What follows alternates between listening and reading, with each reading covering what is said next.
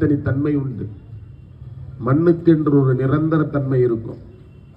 நீருக்கு மண்ணுக்கு ஏற்ப தன்னை மாற்றிக்கொள்ளுகின்ற நிறம் இருக்கும், தன்மை இருக்கும்.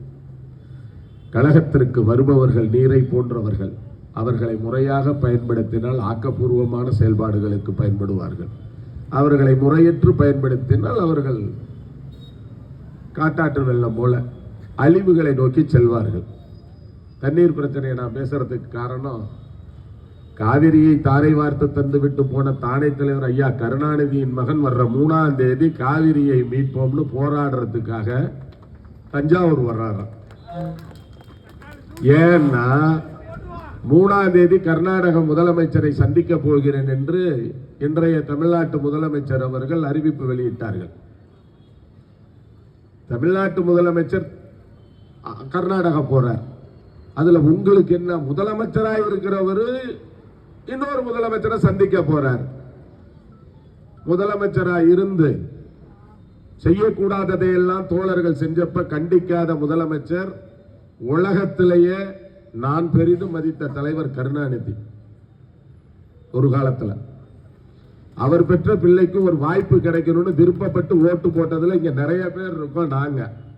ஆனா இந்த 4 நாளா தான் நான் நினைக்கிறேன், இப்படிப்பட்ட தத்திக்கெல்லாம் ஓட்டு போட்டோமான்னு. நான் ஒரு போட்டியில போராடுறேன். எல்லாரையும் ஜெயிக்கணும்னு எல்லோருக்கும் ஆசை இருக்கும். வெற்றி தான் நம்ம நோக்கம்னு ஓடுறோம். ஓட்ட பந்தயத்துல வெற்றியோ தோல்வியோ ஏத்துக்கிட்டு போயிடணும். தோத்து போயிட்டோம், அறிவிச்சிட்டாரு நடுவர், நீங்க தான் மக்கள். ஒரு தொகுதியிலையும் தோத்து போயிட்டேன்னு சொல்லிவிட்டாங்க.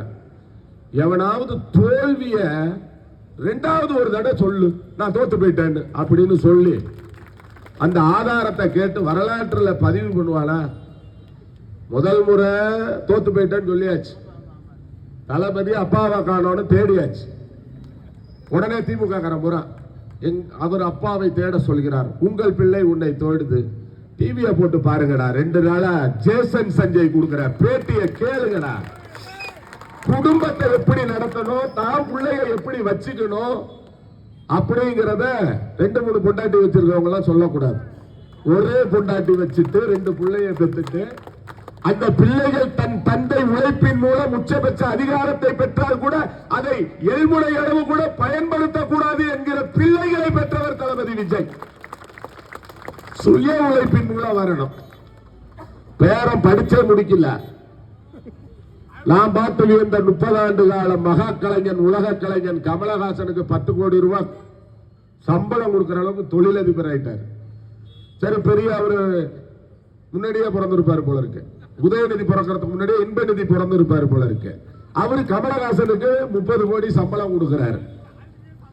இப்படி பிள்ளையை பெற்றுக்கிட்டு நீங்க விவசாயிகளை பற்றி பேசுகிறீர்கள். விவசாயிகளின் வாழ்வாதாரத்தை மீட்க கொடுத்த வாக்குறுதியை நிறைவேற்றாத உங்க வீட்டு பிள்ளை தளபதி விஜயோட அரசை கண்டித்து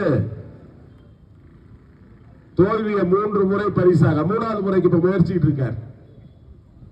3வது முறைக்கும் இப்ப ஒரு வழக்கு.